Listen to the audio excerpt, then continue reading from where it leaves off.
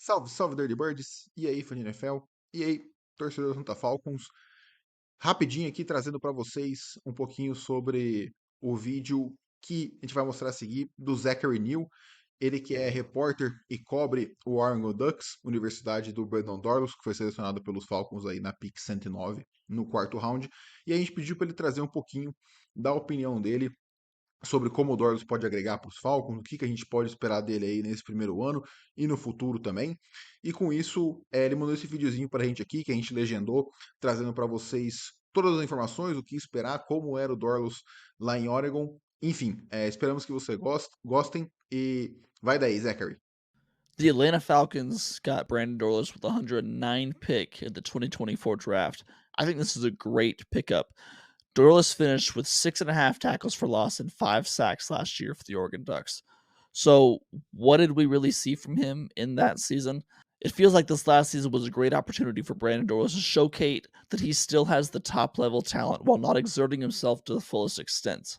One thing that we saw from Dan Lanning at Georgia was the ability to rotate defensive linemen constantly throughout the game, keeping everyone fresh. The Ducks had the ability this year, allowing guys like Dorlus to play in the range of 35 to 45 snaps per game, rather than 50 or 60 like we saw earlier in his career. Despite the limited snaps, Dorlus saw his production stay the same, which was really impressive. So, what would I say is his best strength? Dorlus is a player who can occupy multiple offensive linemen and wreak havoc on the front. Though his stats may not paint him as a dominant defensive lineman, it was clear when he was on the field that offensive linemen had to delegate significant attention to his direction, allowing others on the line to flourish as well. Against the run, Dorlus is a very strong run defender, able to plug holes on the line and get hands on rushers. While he is better against the pass and getting after the QB, I think one thing that really improved once Dan Lanning got to Eugene was having Dorlus work more on the interior times throughout the game to muddy up rushing lanes. He really moved from outside to inside on the defensive line and showed a lot of versatility and ability to play multiple positions. Along with his 5 sacks, he had 46 pressures in 2023.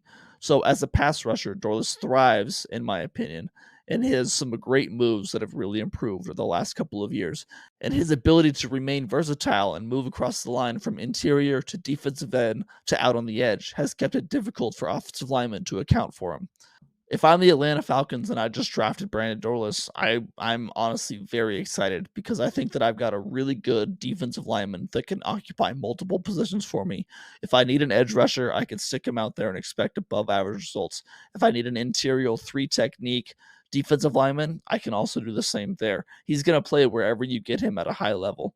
More than just his abilities on the field, though, Dorlus has shown throughout his time in Eugene that he can be an elite teammate. And his decision to come back to the Ducks for one more year in 2023 rather than going to the NFL when he had one more year of eligibility, I think that says a lot because he wanted to run it back one more year with the team and try and compete for a national championship. I have really high expectations for Brandon Dorlus in the NFL. I think the Atlanta Falcons got a really, really good player.